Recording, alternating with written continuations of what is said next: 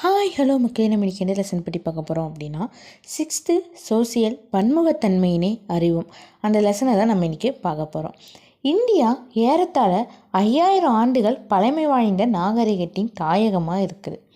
டிராவிடர்கள், நிக்ரேட்டோக்கள், ஆரியர்கள், ஆல்பைன்கள், மங்கோலியர்கள் நவீன இந்திய இனத்தவர்களின் ஒரு பகுதியாக இருக்காங்க.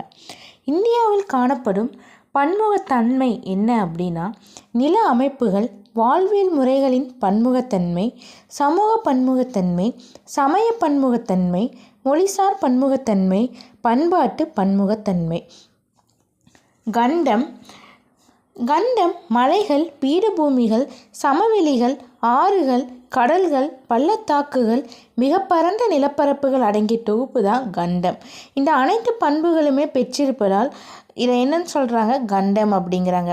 இந்தியா ஒரு துணை கண்டம்னு சொல்கிறாங்க. ஏன்னா இந்த கண்டத்தோட அனைத்து பண்புகளுமே நம்ம இந்தியாவில் காணப்படுது. கடலோர பகுதியில் வாழும் மக்கள் மீன் தொழில் செய்கிறாங்க. சமவெளி பகுதியில் வாழும் மக்கள் வேளாண்மை தொழில் செய்கிறாங்க. மலைப்பகுதியில் வாழும் மக்கள் மேய்த்தல் தொழில் செய்கிறாங்க. மேகாலயாவில் உள்ள மௌசின்ராம் அதிக மழைப்பொழியும் பகுதியாக இருக்குது. ராஜஸ்தானில் உள்ள ஜெய்சால்மார் குறைவான மழைப்பொழியும் பகுதியாக இருக்குது. சமூகம், பொது நலத்திற்காக மக்கள் இணைந்து வாழும் இடம்தான் சமூகம். இதோட அடிப்படை அழகு குடும்பம். இந்த குடும்பத்தை 2 வகையாக பிரிச்சிருக்காங்க: கூட்டு குடும்பம், தனி குடும்பம். இந்தியா ஒரு மதச்சார்பற்ற நாடு, கலாச்சார நாடு. இந்திய அரசு எந்த ஒரு மதத்தையும் அரச மதமாக அங்கீகரிக்கவில்லை. எந்த மதத்தையும் பின்பற்றலாம் என்பது அடிப்படை உரிமை. இந்தியா பல்வேறு விழாக்களின் தாயகமாக உள்ளது. இந்தியா 2001ஆம் ஆண்டு மக்கள் தொகை கணக்கெடுப்பின்படி இந்தியா 122 முக்கிய மொழிகளையும் 1599 பிற மொழிகளையும் கொண்டுள்ளது.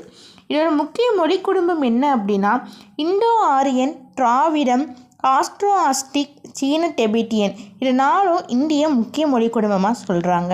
தமிழ் மொழி பழமையான திராவிட மொழி.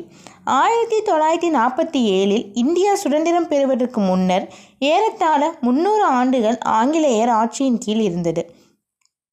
இந்திய அரசியலமைப்பு சட்டத்தின் 8வது அட்டவணையின்படி 22 மொழிகள் அலுவலக மொழிகளாக அங்கீகரிக்கப்பட்டுள்ளன. இந்திய அரசால் முதல் செம்மொழியாக தமிழ் மொழி அறிவிக்கப்பட்டது. அதுக்கப்புறமா இப்போ ரீசெண்டாக 6 மொழிகள் செம்மொழிகளாக அறிவிக்கப்பட்டுள்ளன. அது என்னென்னு பார்க்கலாமா?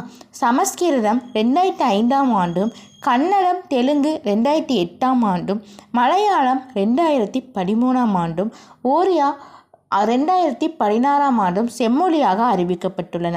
இந்தியாவில் 28 மாநிலங்களும் 9 யூனியன் பிரதேசங்களும் உள்ளன. இந்திய தொல்லியல் துறை இதுவரை கண்டுபிடித்த கல்வெட்டுச் சான்றுகளில் 60% தமிழ்நாட்டிலிருந்து கண்டுபிடிக்கப்பட்டவை. அவற்றில் பெரும்பாலானவை தமிழ் மொழியில் எழுதப்பட்டுள்ளன. இசையும் நடனமும் ஒன்றுடன் ஒன்று இணைந்து இந்தியாவில் பல்வேறு வகையான இசை வடிவங்கள் பின்பற்றப்படுகின்றன. அது என்னென்ன இசைகள் அப்படின்னா, இந்துஸ்தானி இசை, கர்நாடகா இசை, தமிழ் செவ்வியல் இசை, நாட்டுப்புற இசை, லாவாணி இசை, கஜல் இசை. இந்தியா வேற்றுமையில் ஒற்றுமையுள்ள நாடு. இந்த சொற்றொடரை இந்தியாவில் முதல் பிரதமர் Jawaharlal Nehru discovery of India அப்படிங்கிற அவங்களோட நூலை எழுதியிருக்காங்க. இந்தியா இனங்களின் அருங்காட்சியகம் அப்படின்னு வரலாற்று ஆசிரியர் V.A. ஸ்மித் அவங்க கூறியுள்ளாங்க. நம்ம இந்தியாவில் இருக்க மாநிலத்தோட புகழ்பெற்ற நடனங்கள் என்னென்ன அப்படிங்கிறத பார்க்கலாம். ஃபஸ்ட்டு, தமிழ்நாட்டில் புகழ்பெற்ற நடனம் எதுனா கரகாட்டம், ஒயிலாட்டம், கும்மி, தெருக்கூட்டு, பொம்மலாட்டம், புலியாட்டம், கோலாட்டம், தப்பாட்டம்.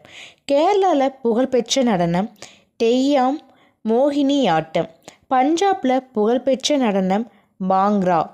குஜராத்தில் புகழ்பெற்ற நடனம் கார்பா, தாண்டியா. ராஜஸ்தானில் புகழ்பெற்ற நடனம் கல்பேலியா, கூமர். உத்தரப்பிரதேசத்தில் புகழ்பெற்ற நடனம் ராசலீலா. உத்தரகாண்டில் புகழ்பெற்ற நடனம் சோலியா. அசாமில் புகழ்பெற்ற நடனம் பீகா.